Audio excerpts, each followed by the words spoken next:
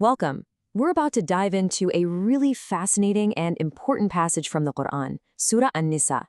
We'll be exploring it through the incredible insights of Maulana Maududi's commentary, Tafhim al-Quran. Okay, so to really get a handle on what's going on in these verses, we're going to break it down into 5 main themes. Think of it as our roadmap for this journey, starting with the big picture of divine mercy and taking us all the way to the very core of our faith. So let's kick things off with the absolute foundation, the one big idea that everything else is built on.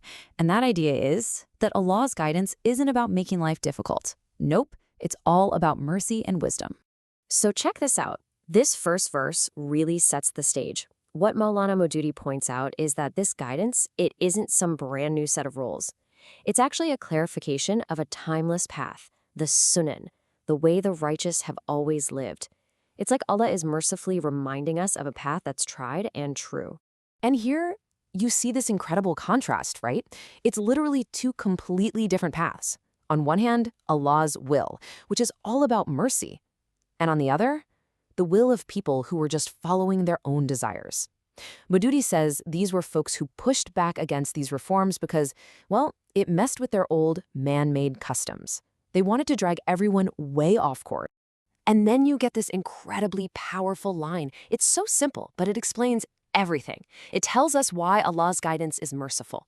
See, the divine law isn't supposed to crush us, because Allah knows us. He knows we're weak, that we have our limits. So He wants to make things lighter for us, not heavier. Okay, so we've established this foundation of mercy. The big question is, what does that actually look like in real life? Well, that's exactly where the verses go next, diving right into the nitty-gritty of economic and social justice. So, the first big rule is a total ban on getting wealth through what's called al-batil. Think of this as a catch-all term for any shady, unjust way of making money. The bottom line is, any transaction you make has to be based on real, honest, mutual agreement. No tricks, no pressure. This is where you see the incredible depth of the Quran. The phrase is simple, do not kill yourselves. But wow, does it have layers. It's not just about, literally not killing someone else or yourself. Commentators explain it's also a powerful warning. Don't destroy your own society with corrupt business practices. It's like saying that kind of a justice is a form of societal suicide. And boom, there's that theme of mercy again. It's a direct promise from Allah. Look, if you focus on avoiding the major sins, the really big stuff that hurts people and violates fundamental rights, then Allah's mercy is so vast that He may just wipe away your smaller, everyday mistakes. All right, so after setting the rules for society as a whole, the focus zooms in, like a camera lens, right down to the building block of it all, the family. So we come across this key term, qawwam. It describes the man's role as the one responsible for the family's affairs, the guardian and provider. And Maulana Maududi's commentary here is super important. He makes it really clear that this isn't about one being better than the other, it's about a functional role, a specific set of responsibilities that Allah has given. Okay, now we get to a tough topic. What happens when there's nushuz, or serious discord, from a wife's side? The Quran lays out a very specific step-by-step process, and the goal is always reconciliation. Step 1, advise and talk it out. If that fails, step 2, a temporary separation in the home. And only as an absolute last resort, something Maududi stresses was deeply disliked, is a light, symbolic strike allowed. And the commentary is very clear. The Prophet Muhammad, peace be upon him, hated this practice and insisted it could never be harmful or leave a mark. But what if the conflict still doesn't get resolved? Well, the process doesn't just stop there. The next step is just brilliant. You bring in arbitrators, one from each side of the family. This is a way to get to the real root of the problem and work out a solution privately, with people who care. And there's a beautiful promise here. If both people genuinely want to make peace, Allah will help them find a way. Okay, so we've looked at the home. Now the lens zooms back out again, and the focus shifts to the character of a believer. What does true faith actually look like when you're out there, interacting with people? And this verse, wow. It basically lays out an entire social network, what we can call a circle of rights.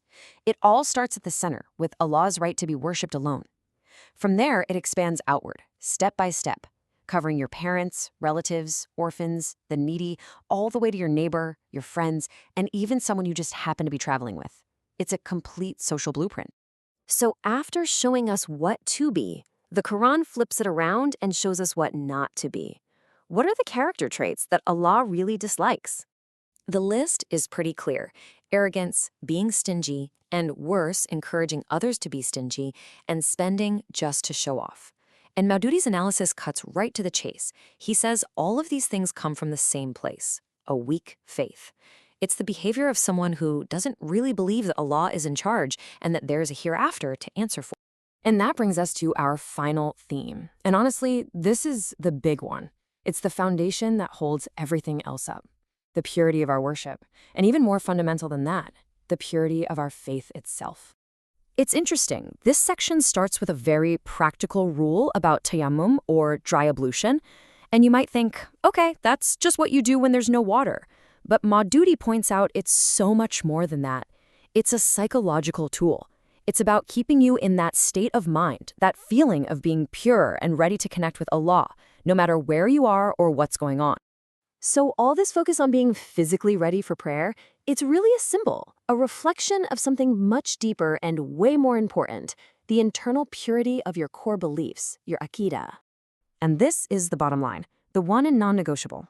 We're told that shirk, associating partners with Allah, is the one sin that Allah does not forgive. Think about that. Any other sin, however big, might be forgiven through His mercy. But compromising on pure monotheism, on tawheed, that's considered such a profound injustice, it's the one thing that shuts that door. And that leaves us with this final, powerful idea to think about.